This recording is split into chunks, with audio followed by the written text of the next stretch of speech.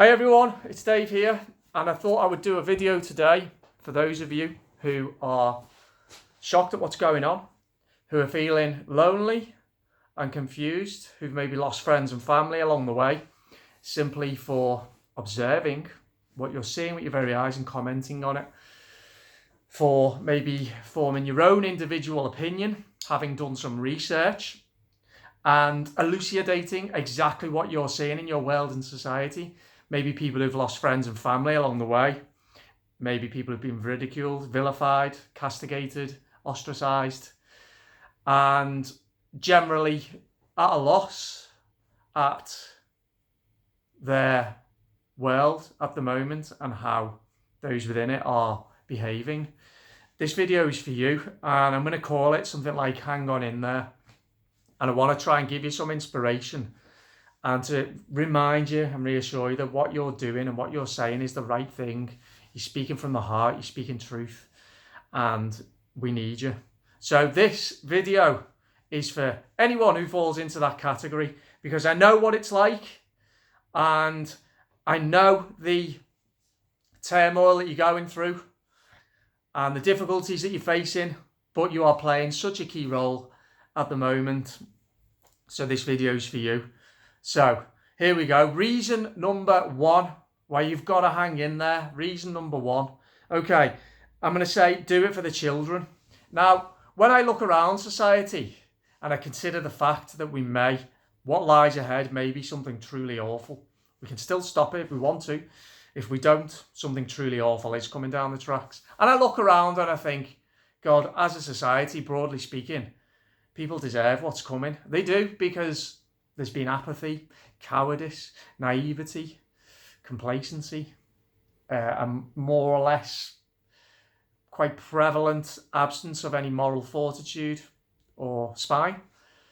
But it's not the children's fault, is it? It is not their fault. They are innocent in all of this. And it is my passionate and firm belief that it's every generation's duty to protect rights, privileges, freedoms and choices for the next generation immediately behind them. Are we doing that as a society broadly speaking now? Well, no, we're not. Are some within that society fighting for that cause? Of course, absolutely, yes. And if you're watching this video and you understand what I'm talking about here, then you are that person.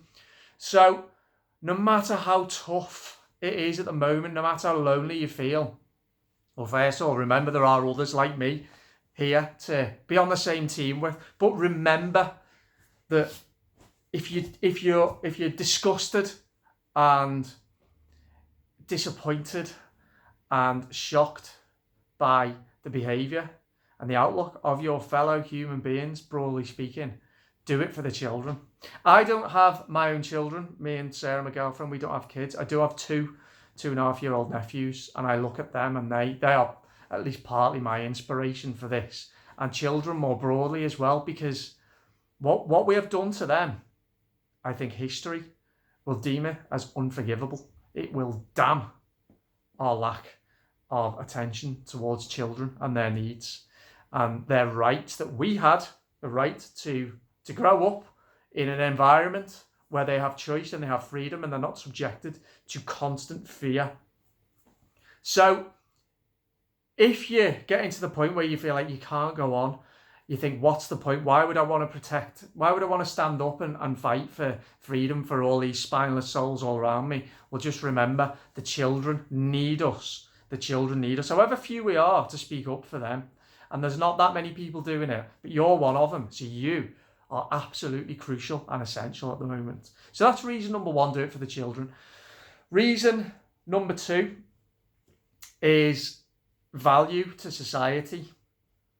I look around and I don't see many people who are of value to society at the moment, because simply parroting lines that the government and the media are saying, doing exactly as you're told to do, simply because your TV tells you to do it. Not participating in groupthink and not imparting individual opinion.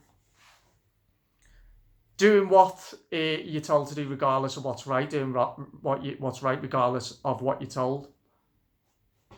Not being guided by an inner God, an inner moral compass, and doing what everybody else is doing simply because that's what everyone else is doing. You're not much value to society.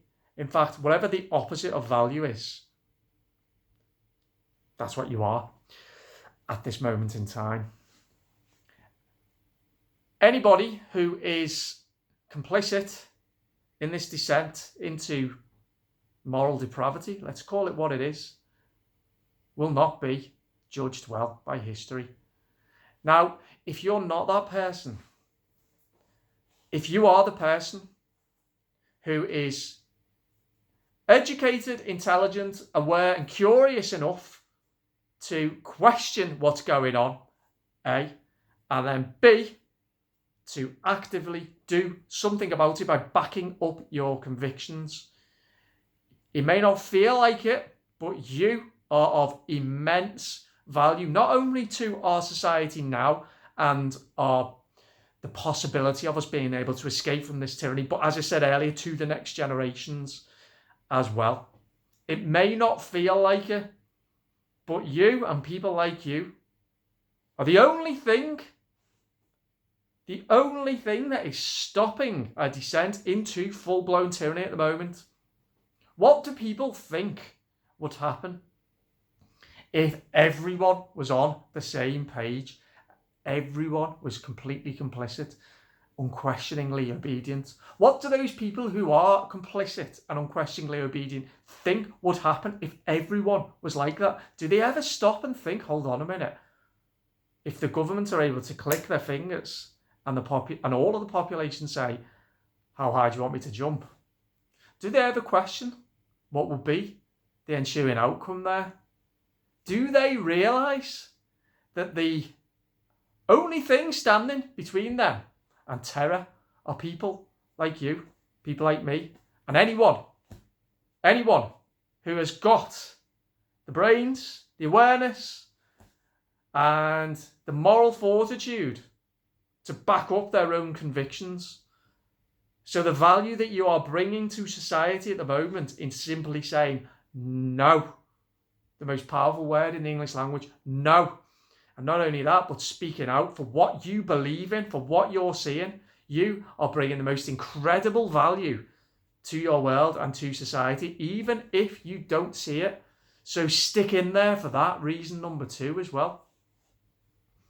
And reason number 3, I've talked a little bit about this in the last couple of weeks, is this: in the suffering lies the opportunity to find deep meaning. You don't necessarily have to feel hope and optimism at the moment, and hopefully at some point we will all be able to feel that hope and optimism. But what we can do and what we can live is a life rich in meaning and purpose, even if our external worlds are tumultuous, are difficult, are challenging, are emotionally upsetting. The true character is revealed at times of turmoil, and people's character are being revealed. And this reason number 3 is because I've got experience of it myself. When I realised what was happening, it was probably a fairly rapid unfolding actually in April, May, June, July, August, September last year. I went into a period, I've talked about this as well previously, of psychological shock. I was on the verge of a nervous breakdown and somehow stuck in there with support of some trusted and cherished family and friends. But something deep inside me spoke to me and instructed me that I was needed, that it wasn't my destiny to capitulate, and it certainly wasn't my destiny to just comply obediently, the easiest thing to do. That wasn't my destiny. That wasn't my sense of purpose.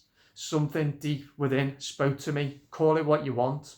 I call it an inner God, an inner moral guiding force.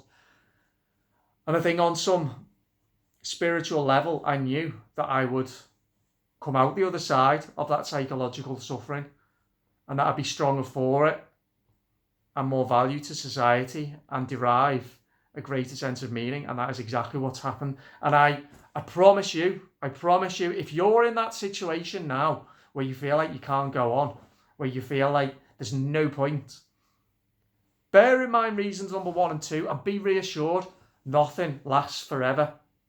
This too shall pass. You will emerge into a more heightened and enlightened state, fortified, re-energized and reinvigorated for the challenges ahead, and you will be on the right side. This is a battle of good v evil at the moment. You will, I promise. Whether it takes a few more days, weeks, months, you will. Stick in there. Stick in there. Remember, there is no price too high to pay for speaking your truth. Why are we speaking our truth at the moment? We're not just doing it for ourselves. We're doing it. We're doing it for the next generation. We're doing it for the children. And reason number 4, this will be the last reason. Reason number 4, can you sleep at night? I look around me and I think, I understand that some people really do believe in what they believe in, and that's fine. But I also see others and I think, how can you look at yourself in the mirror? Can you sleep at night? Knowing what you know, how do you live with yourself? That's why no price is too high to speak your truth, to keep your integrity. So keep doing what you're doing. Don't, no matter how hard it is, be cowed into submission by the baying, aggressive, ignorant, ill-educated mob. Stay true to who you are. Pay attention to what your moral, guiding inner God is telling you, and live through that no matter how difficult, because you'll be speaking truth. You'll keep your integrity and you'll be able to sleep at night. And that is worth living for. So they're the 4 reasons. One day, I don't know how this is all going to play out, but one day, maybe one day in the future, we'll all look back, or however many of us there are who are still there, look back and we'll be able to see the ones who stood up for truth, the ones who did what was right. They'll stand out like a beacon. And you're one of those people. So that's my message today. Okay, I hope it's helped. I really do hope it's helped. And like I say, stick in there. Be brave, speak truth, reject fear. And I will speak to you soon. Okay, bye-bye.